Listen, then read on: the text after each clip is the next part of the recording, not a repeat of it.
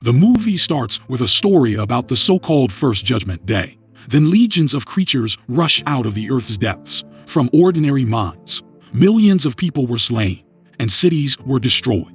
With these monsters, a genuine war began, and they were eventually eradicated. Protective installations, gates designed to protect people from repeated invasions, were installed on the site of the previous wells.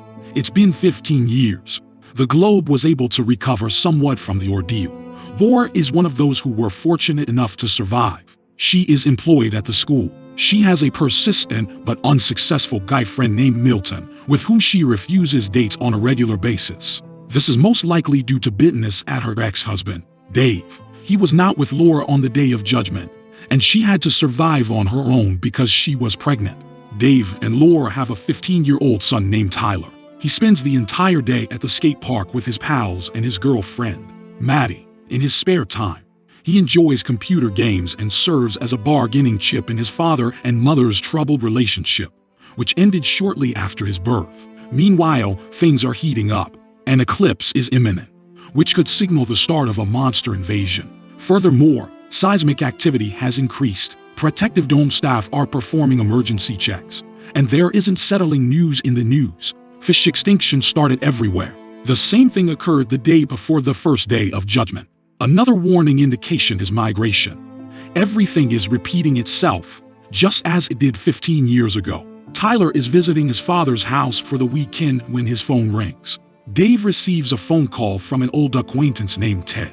He is certain that the next Judgment Day will take place tomorrow. He insists that Dave bring the family to his refuge as soon as possible before the eclipse. Meanwhile, the first creature emerges from beneath the protective dome, stealthily creeping up the steps. Laura calls Dave at this point. She has also heard the news and demands that Dave return Tyler to her.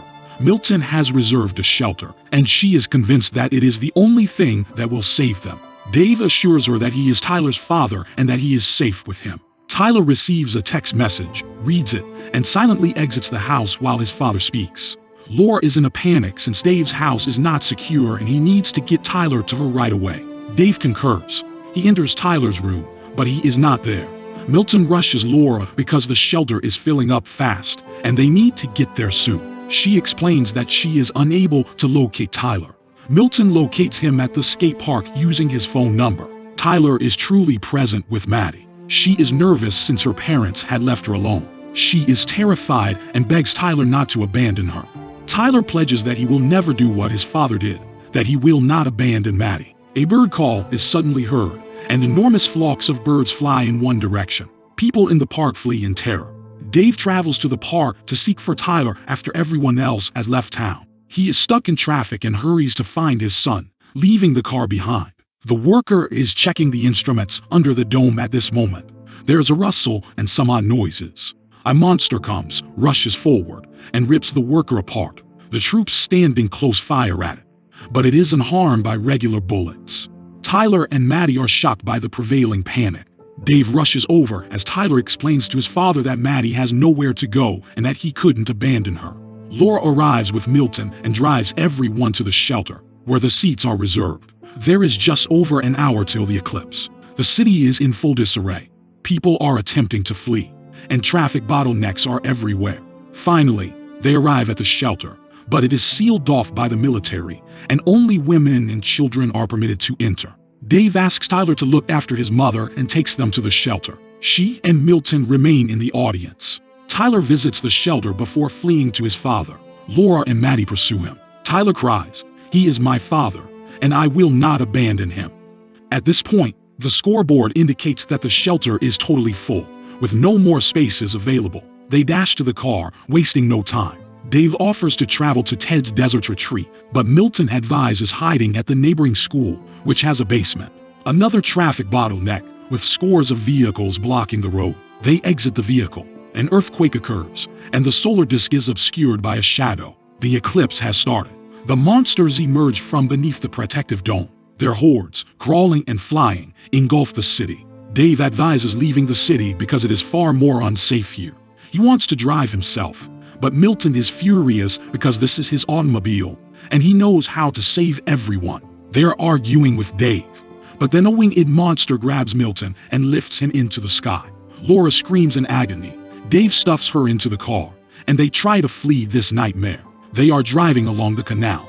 Dave reassures the youngsters, saying, "Everything is great, we'll get out." The car's gas tank is nearly empty. Dave is looking for a replacement. There are several automobiles ahead of you. Dave climbs into one of the vehicles. In the back seat, an elderly man hid. He casts a peek at a massive bloody monstrosity that resembles a bull's skeleton. He's almost there. The bull walks right past the automobile and starts chewing on the lying body. Dave drives the car back to Laura and the kids quietly. Both automobiles are now parked next to each other, but they need to get to a new one. Meanwhile, the bull became aware of them.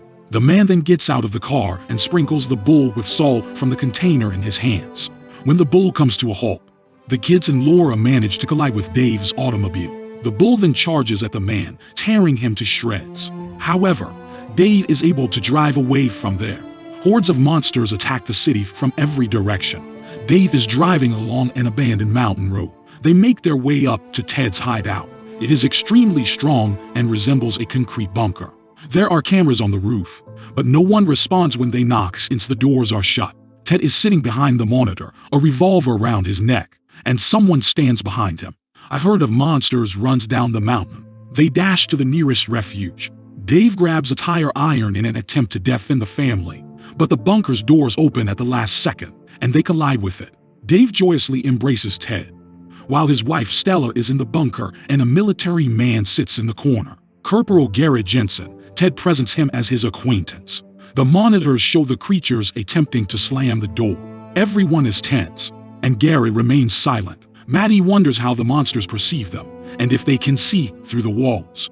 Garrett grins. They react to light and heat, but I believe they see our soul. They are the devil's progeny, which implies God as well. They torture the physical while feeding on the soul. Are you spiritual or corporal? Laura inquires.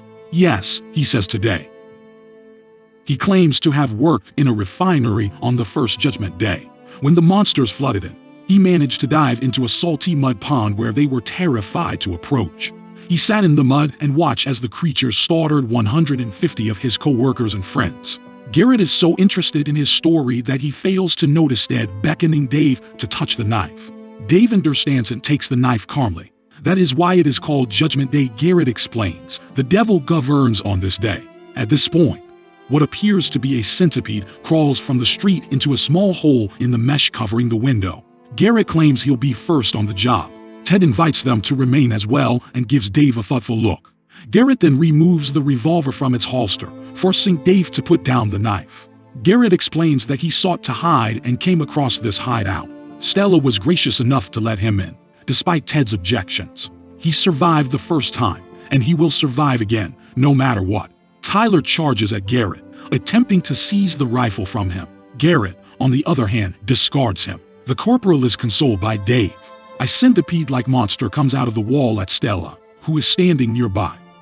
Ted rips it off his wife's neck and puts salt on it, and Dave steals a rifle from Garrett and shoots it. Other creatures emerge, but people manage to defeat them. They bind Garrett and attempt to block Stella's blood flow. Then Dave sees help arrive for the creatures in the form of a massive bull. He realizes they are doomed and that they must escape the bunker. The bull is attempting to break down the doors. Ted refuses to walk outside, claiming that his wife will perish if he does. But Stella invites him to accompany everyone. There is an underground passage beneath the bunker that leads to the mountains. Garrett persuades him to accompany him. He has a car with a full tank and can transport everyone to the gate. There are bunkers and the creatures have fled, and they will not return. They don't believe him, but he insists. He was simply trying to survive, and now it's in his best interest to aid them. They make the decision to leave. Dave promises Garrett that if we get there, we'll forget about everything. Ted has an array of weaponry, so they equip themselves. The bull continues to pound on the doors, but they manage to escape into the tunnel. Stella falls ill as they walk to the car. Dave and Laura start arguing, and she reminds him that they could be in the shelter right now. Tyler then comes into a monster at the side of the road. It's no longer alive. Maddie goes up to it. Long tentacles protrude from a hole in the earth and snake around her legs, attempting to drag her away. Maddie cries as Tyler and Dave come to raid. Garrett offers his assistance, and Dave cuts the ropes around his hands. They climb to the peak of the mountain. They witness a city in ruins and on fire. They walk down to the car, but it refuses to start. Monsters materialize on top of the mountain and charge straight towards them. Stella looks at the crowd of monsters, then at the rifle in her husband's hands as Garrett tries to start the engine. Ted urges her to hand over the gun after she draws it and gets out of the car. But Stella turns away and goes to the monsters, realizing she is doomed. Ted calls her and sobs, but Dave shoves him into the car.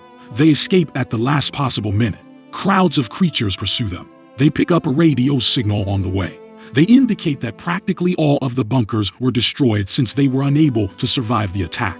Laura places a hand on Dave's shoulder while he strokes her. They approach the gate. The room is empty, but the doors are open. Garrett claims that the hiding is in the basement. They are on their way, but the power must be restored first.